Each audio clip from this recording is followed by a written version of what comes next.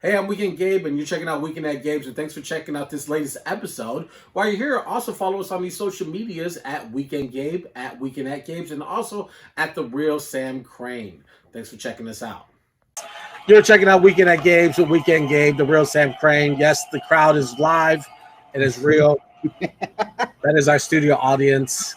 You also could join by sending us your email and your phone number, and we'll make sure that you get tickets to the next live show.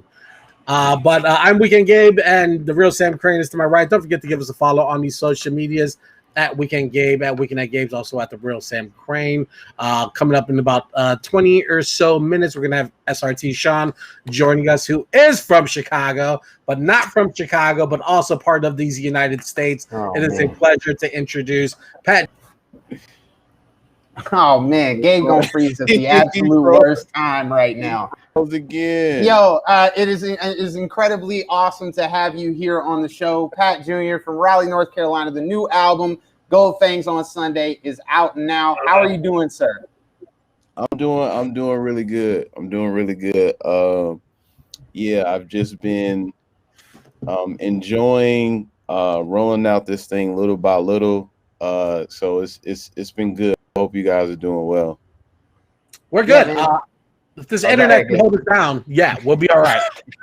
All right. So let's get into the record, Pat. The album is absolutely phenomenal. I'm so glad that Sam put that into my life because I'm a better person because of it. But also I love the balance of being true to who you are and recording and saying, like, I'm not from Compton. I'm this kid who likes to rap about things and talk about things that mean something to me. Also, I'm also giving you my faith in this record as well, and that I belong here. And it's something that's unique. It's refreshing. It's titillating. I love the spirit about the record. Was that a bold concept? Because it just seems like a natural thing that if you're an artist, you talk about what you know. But was that a bold statement to come into when you're making the record? Yeah, I would say definitely yes. Just for the climate that we're in, as far as like hip culture, what's popular and what's not popular. And it was a certain experience that I went through that I'm going to be sharing in a series of, and I'm going to say it now, it's coming out soon, so people in here, they'll know about it, but exclusive. Wait, hang on, I got you. Hang on, I got you. Oh wait, yeah. Gabe want to hit the air horn, and he's gonna freeze right before he hits the air horn. This is why we can't let old people have technology, man. Give me control of the button. but yeah, I have a series of, I have a podcast called a Be Absolute Podcast where there's a collective of people that I work with who actually help me along my journey, and like they are artists and creators within their own right. But we're starting the Making the Mold series that will have a podcast episode for every track on the project, and I invite on like the features and the producers, from every either or both, but for every track on the project, and we just kind of talk about like the inspiration and all of that stuff for people wondering, like, man, like I have questions about this thing. Like we have an episode like for every track like on this project, so I'm looking extremely forward to that. But also like coinciding with the episodes that we released, there is my photographer, the young woman who did the photography for the album cover. She actually decided to do a photo set of me for every song on the project. So coinciding with the podcast, on my website there will be a blog where a friend, my homie Cabby 96 from Canada, will be discussing how the photography coincides with the music. So I got a lot of really cool content coming out, but the story behind that, Cool With You, is a very interesting one. I'm getting my feet wet in the music industry, like brushing shoulders with some top dog people like on the scene in the forefronts and behind the scenes. But yeah, I felt like that statement needed to be made after going through that experience. When that experience happened, you guys probably wouldn't have got an album if I let it get the best of me. But yeah, I'm glad that record came out. So yeah.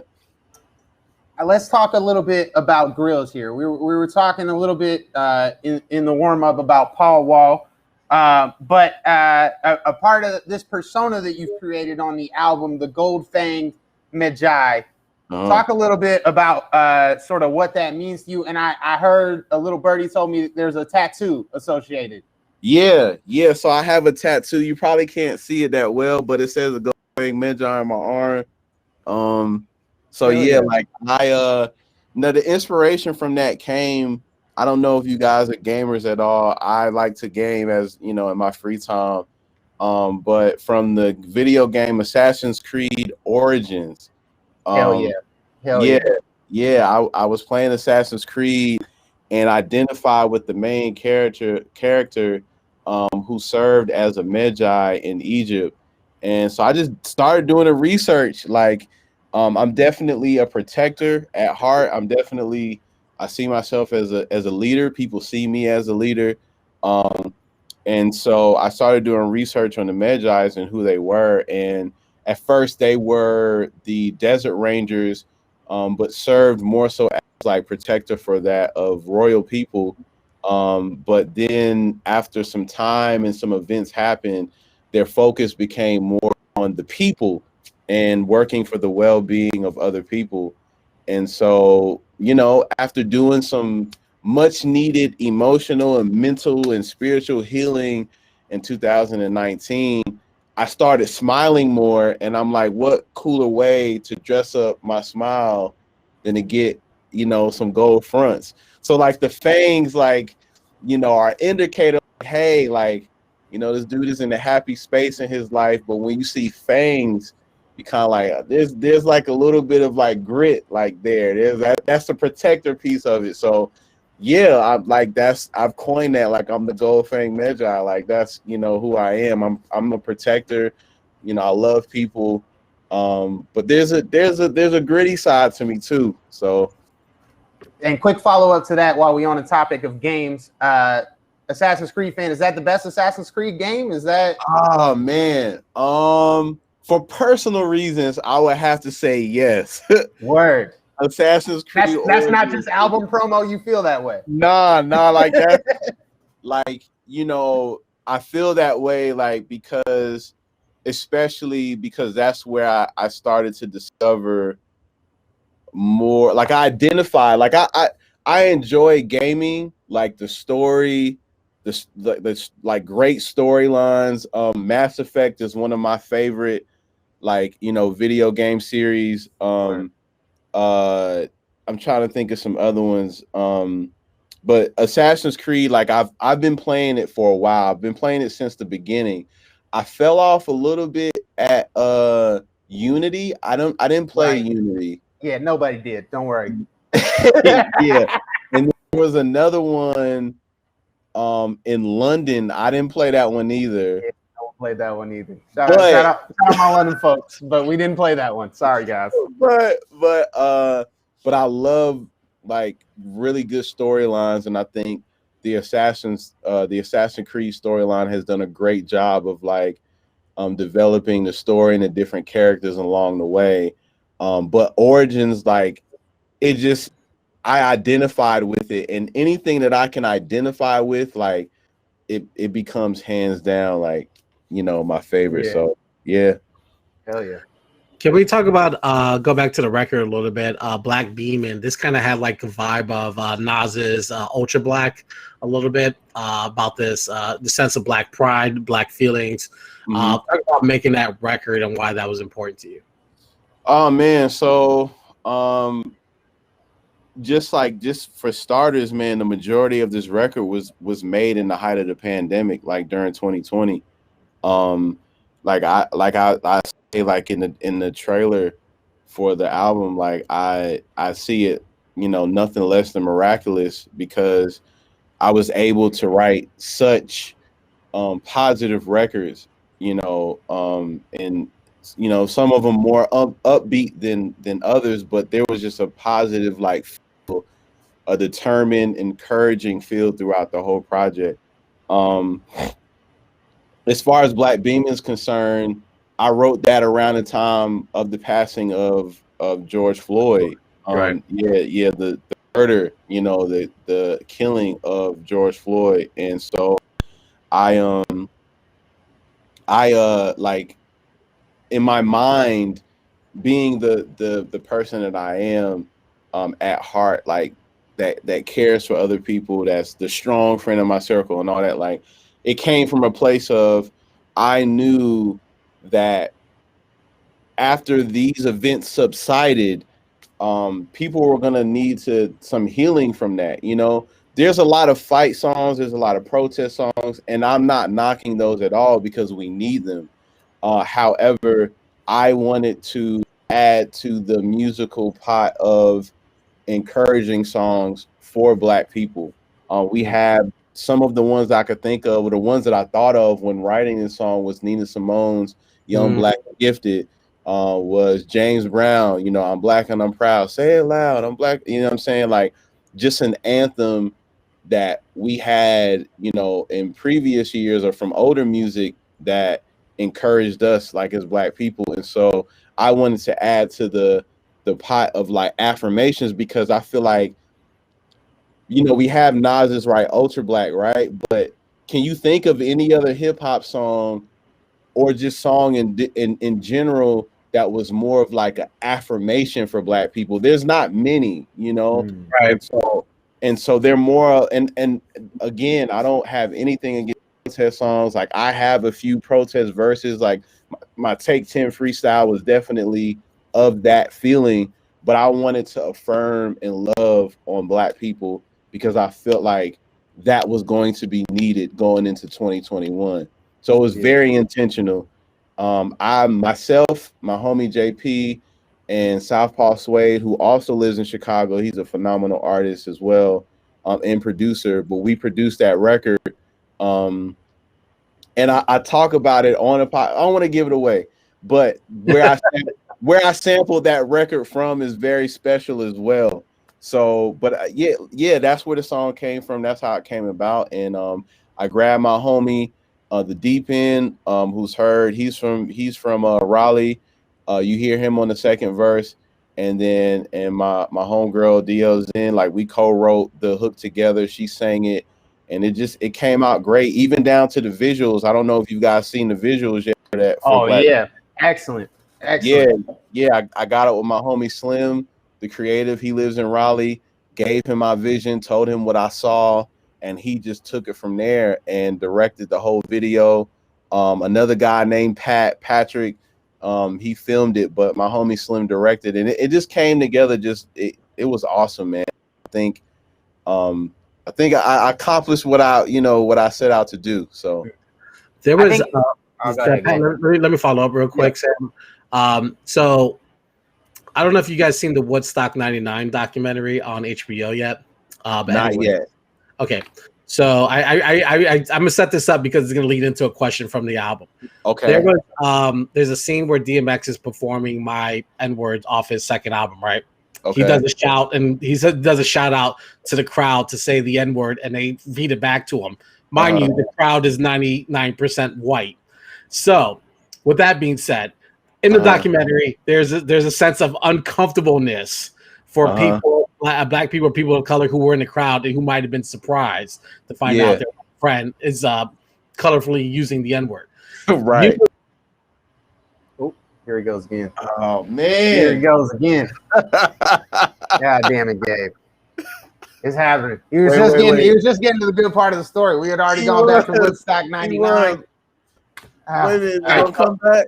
Oh, we got him. Okay, there we go. Right. So my question is, like, you talk about putting hands on people, or having to slap people who make racist jokes, but like, is that still like an alarming thing when you're comfortable around and they say some really out of pocket crazy stuff?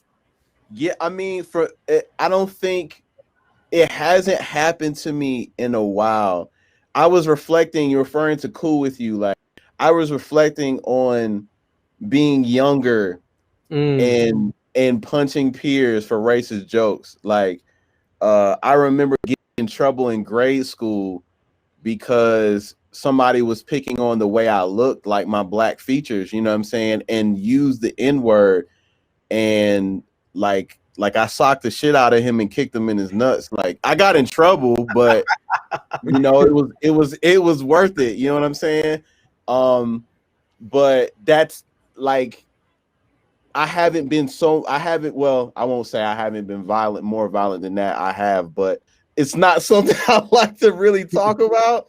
But I don't deal with it as much now because the people I surround myself respect me, respect who I am, you know, respect black people. There are things, I do have white friends that they do ask me questions, and I have a couple of, you know, white friends that I might have to correct them on certain things that they may say because they may not realize what they're saying can be seen as a little racist, or you know, something subliminal or subconsciously they'll do, and I'll be like, you might not want to do that, or you might not want to say that, right? And they may think it's harmless, but as far as like somebody intentionally doing that, nah. I have checked several people, not several, but I've checked a few people in the past couple of years who have said, you know, the N-word, you know what I'm saying, reciting a song. And I'm just like, nah. Chill, like, chill. Yeah. So Word.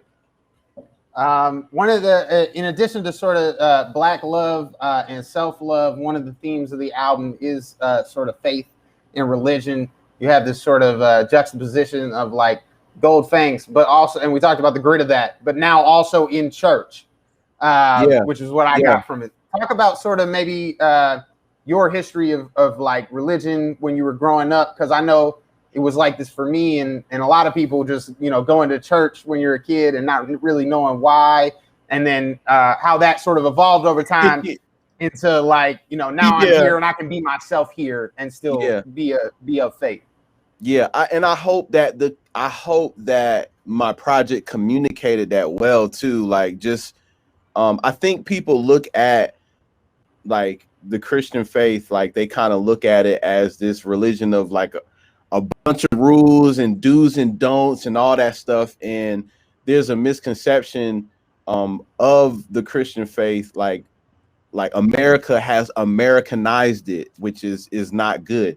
But like I'll wear my fangs, like I'll wear my fangs to church. Like people in church, like I dress up, t-shirt, jeans, whatever fly shit I'm gonna put on for the day, and I wear my gold fangs, and people love that. Like I'm in service, you know, we have something, a part of worship called praise and worship, where we sing, you know, gospel songs or what have you, and I'm singing along with my gold fangs. You know what I'm saying? Right. And I it's me, it's who I am, you know. I'm being myself and people love that. But yeah, there is a connection there where on the first track I'm inviting people to this space, and it's not necessarily the church, but I'm inviting people to this healing space, whatever that looks like for them.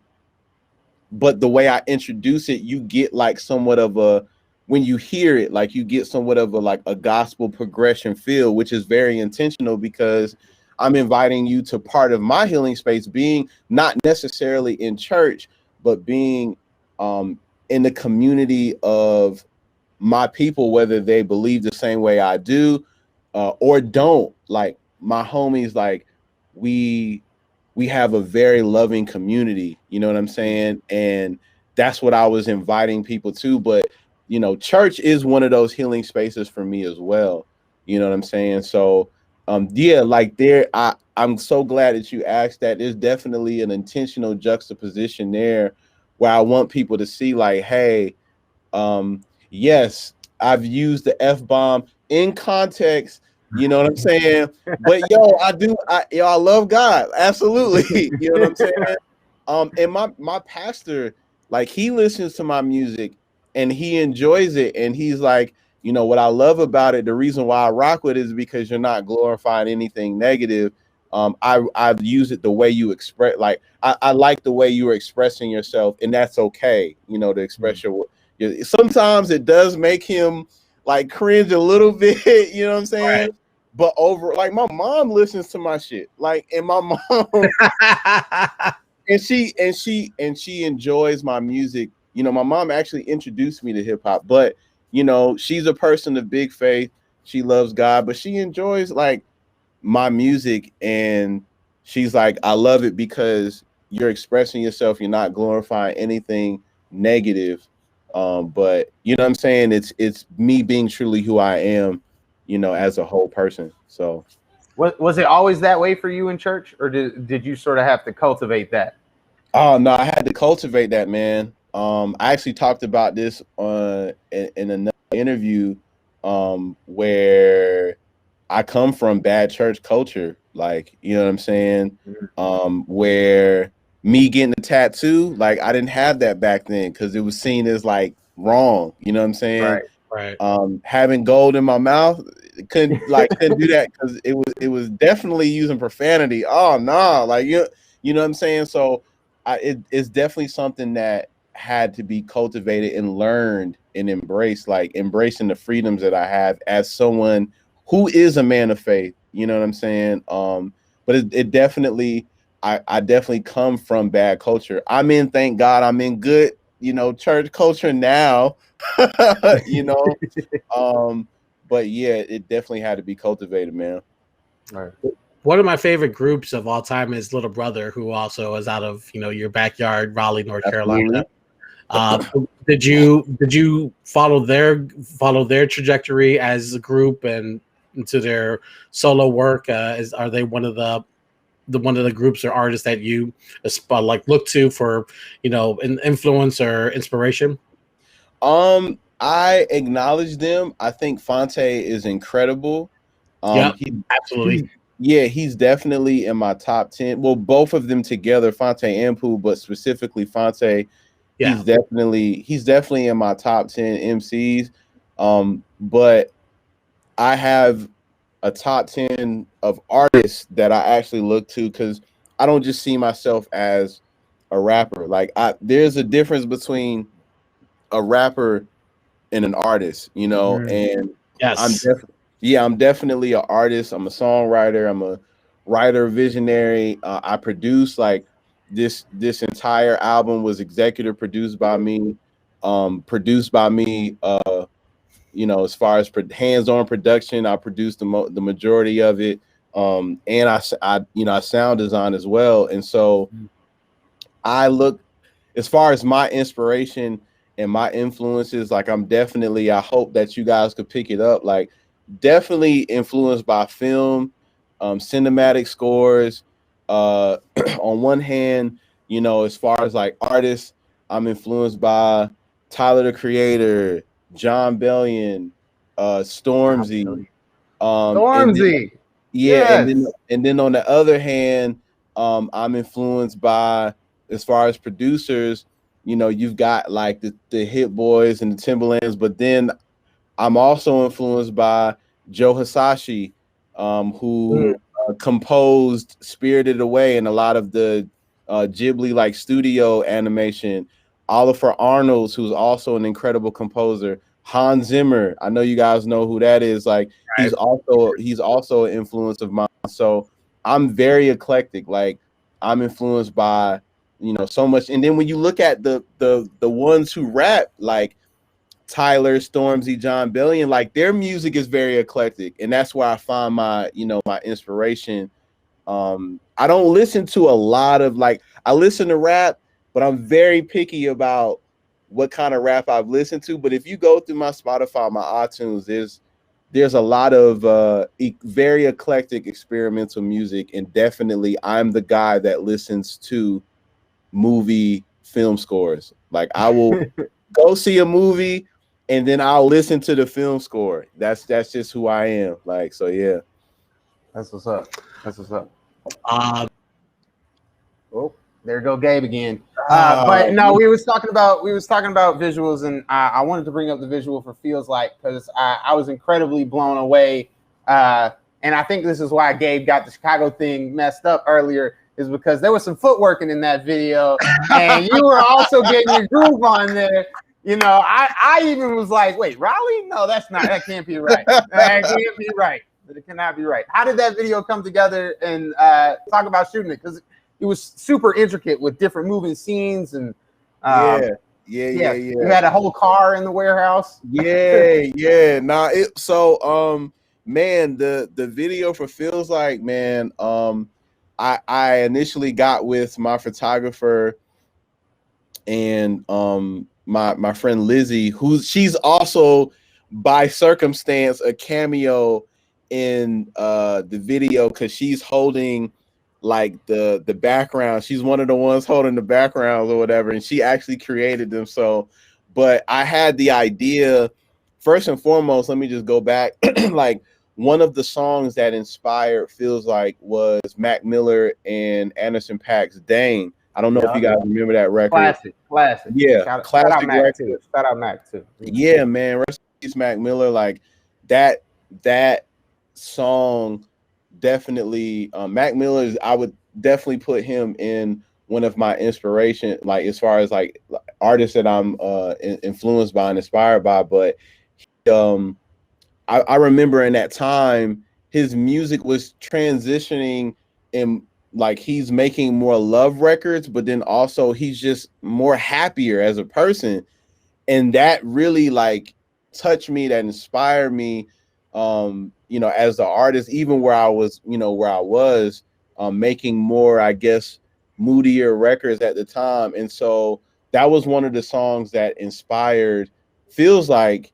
And so when we did the video, I was like, I definitely want my scene to somewhat like pay homage to the video treatment that Dang had. Right. You know what I'm saying? And so very colorful. You got dancers there. Like I even tweeted like a screenshot from a still from his video and a still from mine. I didn't even realize it until I watched it back, but even some of the same body movement, like, you know what I'm saying? So yeah like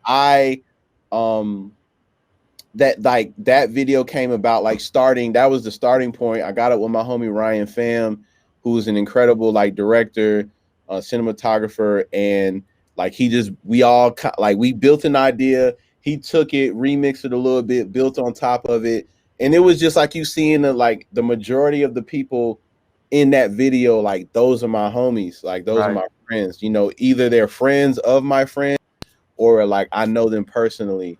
And so like it came together extremely well, and I'm glad you're noticing the little because like I first of all, I've never shot a music video like that before. I'm used to so many different jump cuts, right? But it's like it's a video of one takes put together. And so there was definitely like, as you're seeing, like some choreographed movements that we had to learn that day to make everything gel so well. But overall, it was a fun video. I hope it made people feel some kind of joy and happiness and feel good and put a smile on their face while they was watching it. So hell yeah. Well, you definitely put a smile on our face, Pat. Thank you so much for joining us tonight. Gold Fangs on Sundays, the new album. It's on all digital streaming platforms. Pat is all official, no gimmicks, no games. To quote the great Obi Trice, I appreciate everything that you've done on this record. It's fantastic. I hope everyone gives it a try, puts it into their streaming lives or wherever they're getting music from. It's a great job. Absolutely. Thank you. Thank you so much, man. Enjoy the rest of your evening. We appreciate your time. No problem. Take it easy. All right, Pat Jr. joining us here on Weekend at Gabe's. I was having a rough go tonight, Sam, so thank you so much for picking up the extra weight. Hey, I'm Weekend Gabe. Thanks for checking out this latest episode of Weekend at Gabe's. Click on any of the links swirling around my head and also hit the subscribe button while you're here. Thanks for checking out us here on YouTube.